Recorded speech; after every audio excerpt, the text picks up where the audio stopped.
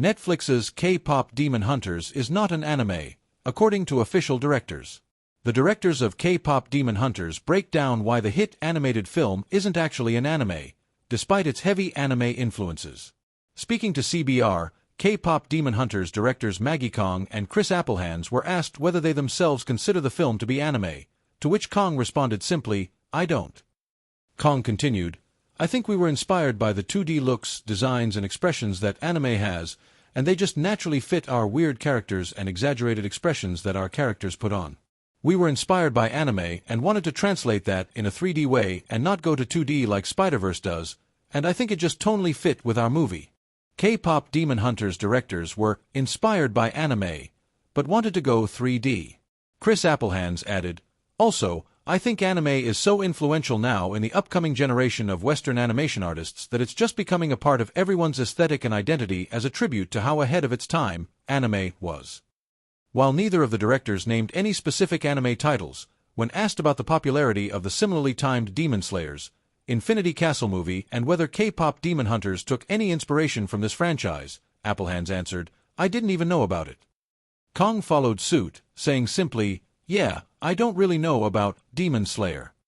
Directed by Kong and Applehands from a screenplay co-written along with Danya Jimenez and Hannah McMechen, K-pop Demon Hunters premiered on Netflix in June and quickly found a foothold with critics and audiences alike. The film follows the K-pop group Hunter/X, consisting of Rumi, voiced by Arden Cho, Mira, voiced by Mei Hong, and Zoe, voiced by Ji Young Yu, who moonlight as professional demon hunters. While this presents its own set of unique problems, tensions ramp up with the introduction of the Saja Boys, a new boy band led by Jinwoo, voiced by Ahn Hyo-seop, who themselves belong to the very same breed of demon that Hunter/X have dedicated themselves to destroying.